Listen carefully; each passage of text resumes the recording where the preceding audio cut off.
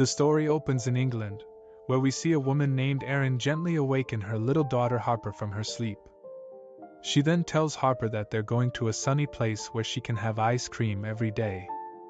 After this, the two leave their inn and get into a boat for somewhere else. The scene then shifts to 5 years later in Barcelona, where Erin has settled into a life as a substitute teacher at Harper's private school. We see Harper practicing her musical rehearsal while Erin is talking with the school admin Olivia about how delighted she is that her daughter has finally begun to adapt at this school. Suddenly, they hear Harper's voice and witness her beating one of the children, Antonio. Erin and Olivia quickly rush to the scene and stop Harper. Unfortunately, this incident results in Harper being kicked out of the musical. So Erin decides to take her home. While on their way home, Erin asks Harper why she attacked Antonio, but Harper remains silent. Later, Harper says she needs to use the restroom, so they make a quick stop at a supermarket. Inside the restroom, Harper briefly shares what happened. It turns out Antonio had been teasing her about her need to wear glasses due to a medical condition. Erin understands that Antonio is wrong but teaches Harper that violence isn't the answer to her problems. As they try to leave, they suddenly notice two masked robbers armed with weapons inside the store. So Erin hurries Harper to the back of the store, where they see a robber aiming a gun at an employee's head. Harper hides under a display while Erin hides herself behind a nearby shelf. While they watch, the robber beats the worker, and an orange falls from the display. The robber heads toward Harper, and Erin throws a can across the floor. When the robber comes close, she slams a bottle in his face. During the fight, she stabs him in the leg with a cake tester and reaches for the gun, but he gets it before her. The two continue to fight until she eventually shoots him. Erin then removes the injured robber's mask, and the man weakly mutters, "It's you," before losing consciousness. Later, at the hospital, we meet Jordy, who is Erin's husband and works as a nurse. Erin receives the news from him that her attacker is still alive but in critical condition with low chances of survival. So Erin decides to enter the ICU room to see that man. As soon as the man sees her, he becomes hysterical and addresses her as Kate. When Erin clarifies that he's mistaken and she's not Kate, the man becomes even more agitated and suffers a heart attack and passes away. The following day, Erin faces her police interview. The officer is suspicious when he can't verify the reference Erin used to secure her job. He also starts suggesting that Erin intentionally killed the robber in the hospital, and she shot him on purpose. Hearing this, she reacts strongly and angrily curses at the officer. However, she's surprised when she learns that there is no CCTV evidence available from the supermarket incident. Turns out Emilio hasn't submitted the video to his superior, and Erin has no idea why. On the way home, Erin becomes suspicious that a car is following her. She decides to abruptly change her route, but the other driver takes a left turn. Later, an upset Harper exits the vehicle, and Erin follows, holding her glasses. Harper says that she doesn't want to get expelled since she's just started fitting in. Erin reassures her and asks her to go inside while she talks to Penelope. After that, Erin pleads with Penelope not to have Harper expelled, but Penelope remains obstinate. Having no other option, Erin mentions that she has a video of Penelope being intimate with her tennis coach and will send it to her husband. Startled, Penelope agrees to resolve their issues as neighbors but warns Erin that she has made a mistake. That evening, there's a school musical performance, and Erin is on teacher duty with Olivia. However, as the musical begins, Erin notices a figure sneaking out of the hall and decides to follow it. It turns out to be the other masked person from the supermarket robbery, who is a woman named Margot. Margot refers to Erin as Kate and says that she's been robbing supermarkets because of something Erin did in the past. She believes Erin has something valuable and offers to leave her alone if she hands it over. However, Erin denies any knowledge about this, so Margot becomes aggressive and then pulls out a knife. A fight ensues, but Erin manages to defend herself and ultimately stabs Margot in the neck unexpectedly. The following day at school, one of Erin's students, Dylan, draws inappropriate pictures on his test. So Erin asks Olivia to arrange a meeting with Dylan's parents to discuss the matter. However, this day is also the day of her important job interview. Amidst her busy schedule, Emilio informs her that he needs to meet her at 12 for a specific operation. So she rushes to meet him. On the way, Emilio reveals that there's a lawyer named Augustine with connections to various criminal organizations. He explains that he requires Erin's help to break into Augustine's house and install spyware on his office computer to retrieve crucial information. When they arrive at their destination, Emilio tells Erin to enter the building and get access to the office. Erin makes it clear that this is their final favor for each other. Sneaking into the house, she reaches Augustine's office and successfully installs the sniffer on his computer. However, while waiting for the data transfer, Emilio calls her, saying that Augustine has returned home unexpectedly. Despite this, Erin continues waiting for the data to transfer. While trying to leave, she gets caught by one of the housemates, and Augustine confronts her with a gun.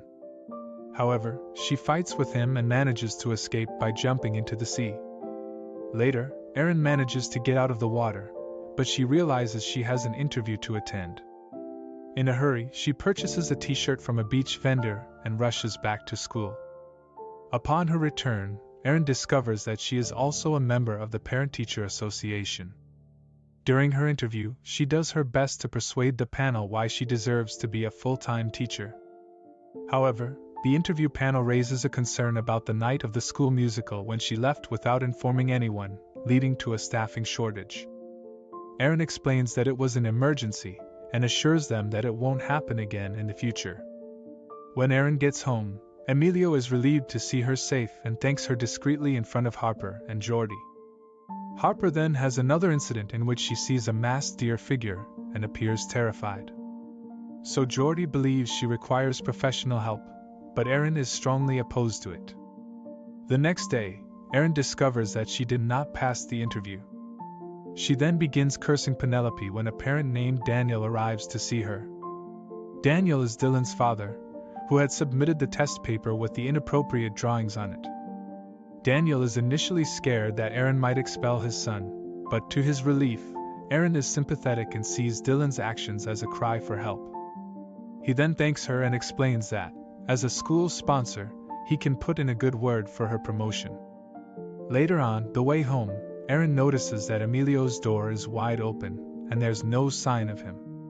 She realizes that he has been abducted and decides to help him. She then contacts Olivia and asks her to look after Harper for the time being. After this, she uses a tracking app to locate Emilio, which leads her to a sketchy neighborhood. She successfully infiltrates a house where she finds Augustine torturing Emilio and interrogating him about the intruder in his home. Erin immediately fights with all of them and also uses a taser to fend them off. Eventually, she manages to rescue Emilio, and the two of them make their escape from the building. Later in the car, Emilio admits that he got involved with Augustine because he owed money from gambling. Augustine stated they'd be even if he gave him some inside information, but he was always greedy for more. As a result, Emilio had to shut him down. On the way, they make a stop, and Erin goes to get some supplies from a pharmacy to help Emilio. While she's inside, Augustine unexpectedly appears and takes a photo of her. Erin tries to convince him that she's no one and is just helping Emilio, but he doesn't believe her. She pleads with him not to share the photo, but he refuses, and seconds later, he gets run over by Emilio. Erin then takes Augustine's broken phone to ensure that the photo isn't accidentally shared. Emilio claims he was trying to help, but Erin says that his actions have only worsened the situation. In the next scene, a woman and her dog discover Margot's body while out on a morning run.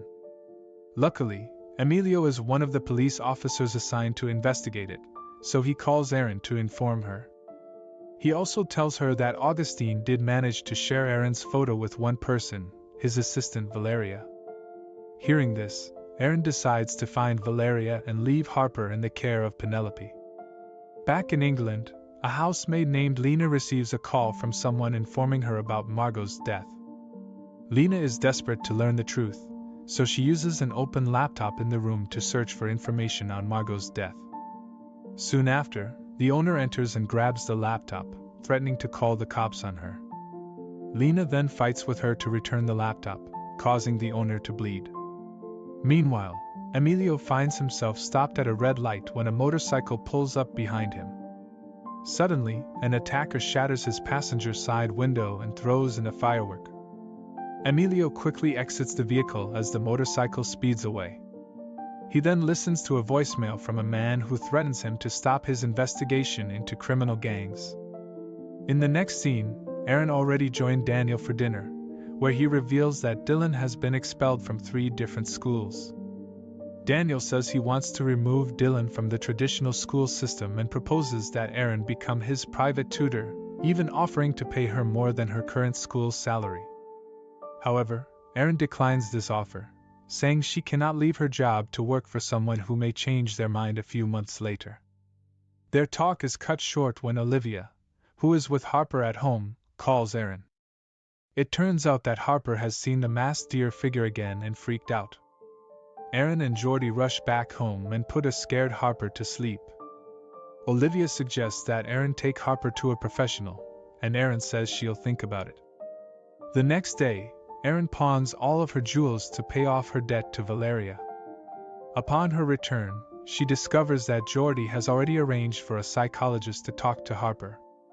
Erin accuses him of going behind her back, leading to a heated argument that causes Harper to leave. Erin follows Harper and tries to understand what's bothering her. Harper blames Erin for making her messed up and asks why she doesn't have any baby photos. Erin then confesses that when Harper was a baby, she was a bad mother, so she left her with an aunt, which is why there are no baby photos of her. Erin then asks what she can do to help, and Harper requests her to play in her parents' tennis competition this afternoon. During the tennis tournament, Erin and Jordy find themselves facing off against Penelope and her husband. Erin and Jordy initially struggle but start to perform better after Jordy offers some encouragement. However, when Erin notices how poorly Penelope's husband treats her, she intentionally loses the match. Following their match, Erin hastily makes an excuse about having a spa appointment and leaves the tournament. However, Jordy becomes suspicious when he notices her having a stressful conversation with Valeria. Jordy recalls a long-ago conversation he had with Emilio before their marriage. Emilio had given him a file containing a background check of Erin, but Jordy hadn't opened it because he trusted Erin. He just asked Emilio if there was anything in there that suggested he shouldn't marry Erin. Emilio had replied no, but that he should keep the file anyway. Later, an armed Erin makes her way to the hotel to see Valeria. She then hands her 3,000 euros as payment before she deletes the photos. Erin then assures Valeria that she understands how she feels and that she is available if Valeria ever wants to talk. Unfortunately, Valeria reveals that because Erin was late, she informed Augustine's boss's people that she would be arriving. Erin then looks out the window and sees them approaching. She stuns 2 men as they enter the room, and the girls proceed to the hallway. They only manage to cover a brief distance before a man shoots Valeria in the back.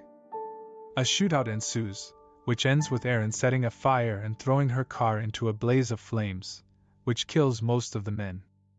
She then jumps over an overpass and lands on a cargo-loaded truck. However, when the truck swerves to avoid another vehicle, Erin is thrown into the underbrush as she loses consciousness. Erin experiences a hallucination of the same masked deer figure that has been haunting Harper.